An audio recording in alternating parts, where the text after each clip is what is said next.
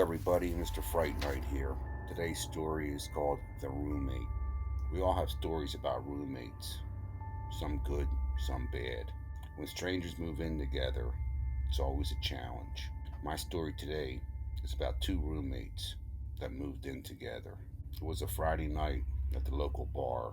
Everybody was having fun drinking and laughing, just having a good time. There was one local guy. His name was Pete. Now, Pete wasn't so happy that night. He found out that he was evicted from his apartment. He was 4 months behind on his rent. Pete lost his job at the local oil refinery and couldn't pay his rent. Earlier that day, Pete was looking for jobs and returned to his apartment when all his stuff was on the front lawn and the locks were changed.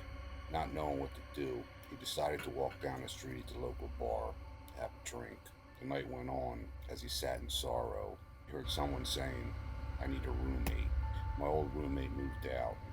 As Pete listened, the man kept asking others if they needed a place to live. Finally, Pete spoke out and said, "I do. I just got kicked out of my apartment." So Pete introduced himself, shook his hand, and the man said, "My name is Damien." Now, Damien was about Pete's age, so they talked for a while to get to know each other, and then both decided that Pete would move in the next day. So Pete moved in. Everything was good for a while. They both got along and had a lot in common.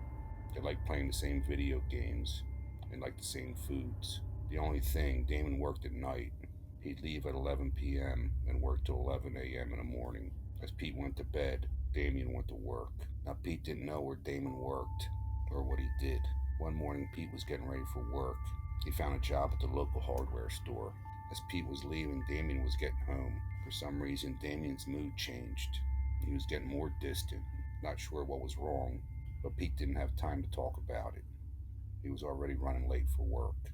That night, Pete decided to stop in for a drink at the bar. As he sat there, a stranger approached him and said, "I heard you're staying over at Damien's house." Pete says, "Yes, I am. I've been staying there for a while." He replied, "I'm surprised you're still alive." Pete said, "What do you mean?" The stranger said he had many roommates that end up missing. Rumor has it they're all in his basement, buried under the floor.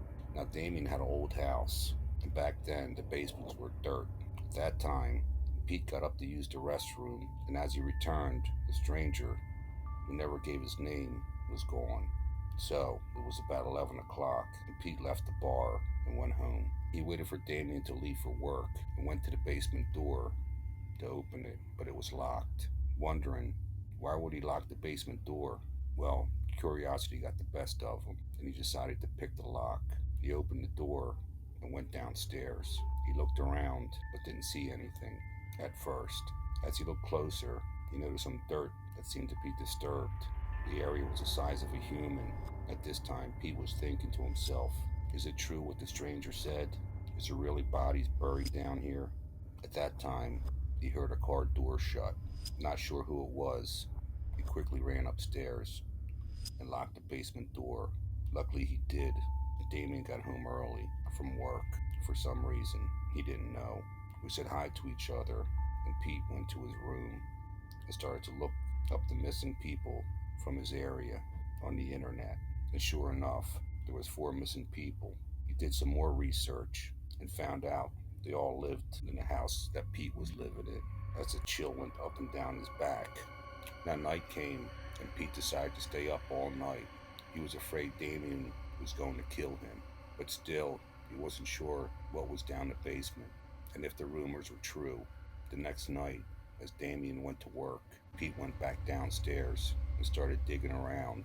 It didn't take him long. As he was digging, he felt something hard in the dirt. So he dug around it. Then he used his hands and brushed off the dirt.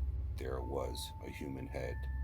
As he looked closer, the flesh was still on it, telling him it wasn't buried for very long. That was enough for Pete. He got out of there, grabbed all his things, and left the house. He went straight to the police station and told them of what he found. But at this time, they couldn't do anything about it. The police told Pete they needed a search warrant to go inside the house, and it would take a couple of days. By this time, Pete was in a panic, still not believing what he saw, and not having anywhere to go. He decided to go back to the house. Now Damien was home. Now I slowly walked up to the house and looked in the basement, and there he was, digging another hole. Again, it was the size of a human body, wondering if that hole was meant for me.